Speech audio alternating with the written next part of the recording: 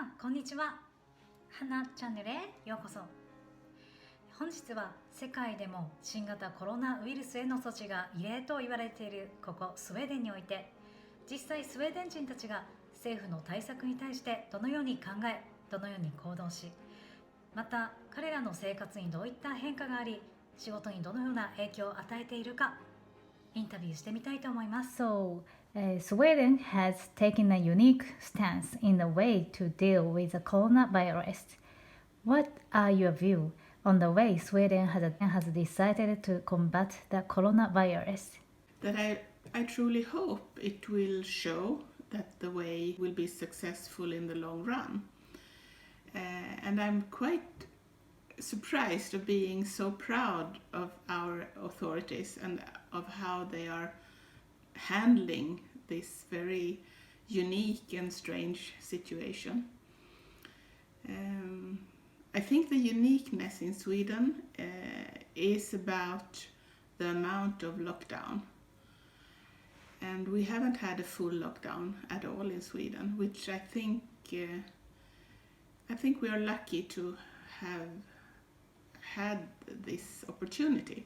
And I think the Swedish way of dealing with this issue has been to teach the people and give the people a responsibility to act in a responsible way. So by having this, they have 1 hour press conference every day, and it's not the politicians, it's the authorities which has the expertise, and they work really hard together, and they do plan and they update every day about the different measures they are taking, and they stick to a few strong rules that they have taught the Swedish people to adhere to. So I'm just wonder that how come Swedish people put so much trust in their government? Yes, and the trust is growing now, actually.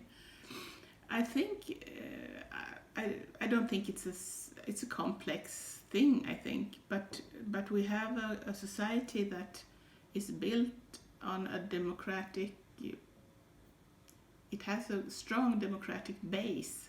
So that is one piece of it. Another piece is that we haven't had any wars for a long time. We have lived in peace, and we have lived in without big catastrophes. So we are quite safe people. And of course, when these things happens, this is really not safe. But still, we believe that things will end up in a good way. What is the daily view on the corona by Swedish people? Are they in a general scared, or are they going to with their life as normal? I think no Swedish people live their lives as normal right now. Everybody are affected of the corona crisis and of the limitation of how you're supposed to live. So it's not normal, and I travel a bit, and I have work downtown. So there is people on the streets, but very, very less. When it comes to worries, I think it depends very much on how worried you are from the beginning as a person.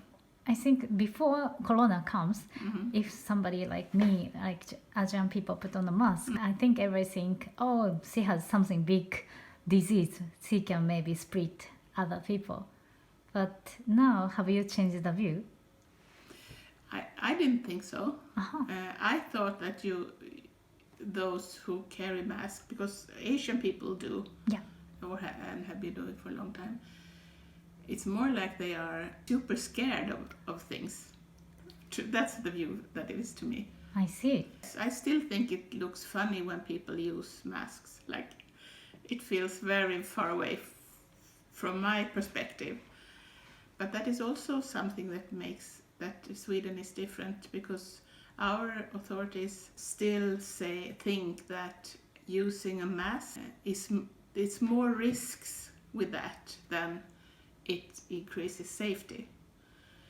So because there is very little scientific proof that it helps, and it doesn't help.